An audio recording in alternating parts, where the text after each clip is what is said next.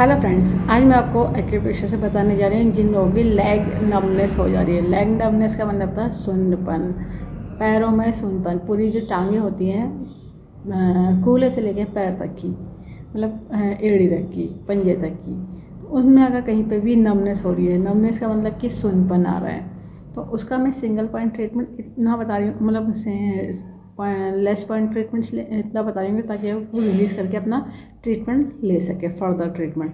अब numbness leg में होती क्यों है?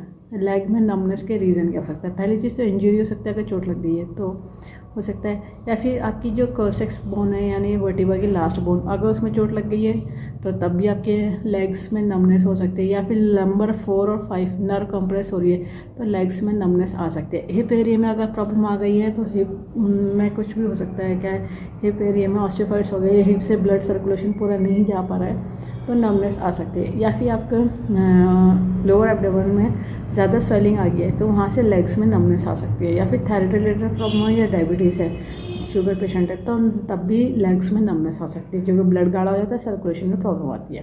या फिर कभी कभी होता है कि आपकी कैल्शियम कम है या कैल्शियम ज़रूरत से ज़्यादा है तो नमनेस पैरों में आ सकती है। ब्लड की कमी और हीमोग्लोबिन अगर कम है तब भी लेग्स में नमनेस आ सकती है। लेग्स में नमनेस एक तो ये हो सकता है, या फिर डिस्क बल्ज हो गई है लंबर वर्टिब्रा में तो लेग्स में नमनेस आ सकती है, या फिर ऑस्टियोफाइट्स अगर लंबर में हो गए हैं तो वहाँ से जो नर्व का सप्लाई करती है पैरों तक, तो उसमें अगर ऑस्टियोफाइट्स की वजह से रुक रहा है तो लेग्स में नमनेस आ सकती है। ठीक है, डिस्क बल्जिंग हो गई तब भी नर्व कंप्रेस हो रही होगी तो लेग्स में नमनेस आ सकती है, या फिर आपकी बॉडी में ब्लड ही थिक है, गाढ़ा है तो लेग्स में नमनेस आ सकती है, या फिर आप मूवमेंट ही नहीं करते हैं, ज़्यादा देर लंबे टाइम बैठे रहते हैं तो लेग्स में नमनेस आ सकती है, या फिर लंबे टाइम आप लेटे रह गए, मूवमेंट नहीं करा तो लेग्स में नमनेस आ सकती है। ठीक है, विटामिन डी की कमी है तो लेग्स में नमनेस आ सकती है, पानी कम पिएंगे तो लेग्स में नमनेस आ सकती है। ठीक है, तो पानी कम पीने भी एक रीज़न होता है कि कहीं पे भी सुन्नपन आना, तो ब्लड हर जगह नहीं पहुंच पाता तो सुन्नपन आ सकता है। आयरन की कमी होगी तब भी लेग्स में नमनेस आएगी, क्यों? हीमोग्लोबिन के साथ साथ आयरन की भी ज़रूरत होती है ब्लड में।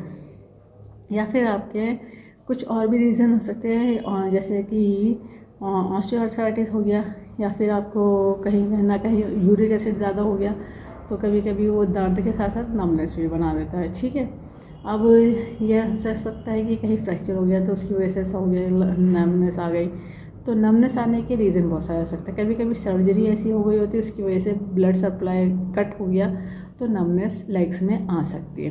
ठीक है, लेग्स में नमनेस आने के बहुत सारे रीज़न हो गए, मैंने रीज़न आपको बता दिए, उसके बेस पे तो पॉइंट अलग से ऐड ऑन करे जाएंगे। अभी जो मैं पॉइंट बताऊंगी उसको, उस नमनेस को थोड़ा रिलीज़ करने का पॉइंट बताऊंगी ताकि आप लगा करके अपनी मूवमेंट कर लें और अपना ट्रीटमेंट का प्रोसेस पूरा कर लें। तो इसी पॉइंट को लगाने के लिए ज़रूरत होगी डॉक्टर टेप की, पेपर टेप की, किसी मेडिकल या सर्जिकल की शॉप से ले लीजिएगा। 1/2 इंची का टेप है, स्किन पर टेप है, कोई ऐसा टेप नहीं यूज़ करिएगा, इस बात का ध्यान रखिएगा। जिन्होंने कोर्स करा उन्हें पता है कि पेशेंट में यूज़ होती है बेल मैग्नेट, जिस तरह से वाइट होती है एक तरह से येलो होती है, टोन सीडेड का काम करती है, प्लस माइनस एनर्जी होती है, नॉर्थ पोल साउथ पोल। ये बॉल मैग्नेट ह्यूमन बॉडी है के प्रेशर पॉइंट को स्टिमुलेट करने के लिए, बैलेंस करने के लिए बनाई गई है। इसमें पावर उतनी दी गई है जो ह्यूमन बॉडी है के प्रेशर पॉइंट को स्टिमुलेट कर सके और बैलेंस कर सके। पॉइंट जो मैं आपको बताने जा रही हूँ टीसीएम को बताने जा रही हूँ, जिन्होंने टीसीएम पढ़ी वो लोग समझ जाएंगे, बाकी लोग लोकेशन दे करके पॉइंट लगा लीजिएगा। टीसीएम के पॉइंट पे आपको बॉल मैग्नेट लगानी है, जिन्हें कलर की नॉलेज है वो लोग कलर लगा सकते हैं, पर ध्यान रखिएगा जो लोग कलर लगाएंगे उसके ऊपर अगर पानी लग गया है, पसीना आ गया है तो उस कलर को रीअप्लाई कर लीजिए, वरना पानी लगने और पसीना आने से वो पॉइंट फंक्शन नहीं करेगा, काम नहीं करेगा, इसलिए उसको कलर को रीअप्लाई करना ज़रूरी होता है। अब जो मैं पॉइंट बताऊंगी टीसीएम का बॉल मैग्नेट से बताऊंगी। ठीक है, 2 पॉइंट है, दोनों को लोकेशन समझ लीजिए। हमारी जो बैक साइड हैंड है तो इसमें रिंग फिंगर, मिडिल फिंगर से सीधी एक लाइन रिस्ट के मिड तक जाती है, तो ये मेरिडियन कहलाती है यूरिनरी ब्लैडर की। तो एक पॉइंट तो देखिए सीधे बीचों बीच यहाँ पर है, जो ऐसे हम फोल्ड करेंगे। दूसरा पॉइंट थोड़ा सा आगे चलेंगे तो ये देखिए 2 पॉइंट है, एक पॉइंट हमारा गवर्निंग वेसल का 1 है, दूसरा पॉइंट है गवर्निंग वेसल का 2। तो 2 पॉइंट है, इनमें 2 मैग्नेट अलग अलग लगेंगी और इस पॉइंट को करा जाएगा टोन। टोन करने का तरीका रहेगा कि बॉल मैग्नेट पेपर टेप में से जब वाइट विजिबल होती है तो इसको कहते हैं टोन, और जो स्किन पर टच होगा इसका अपोजिट कलर।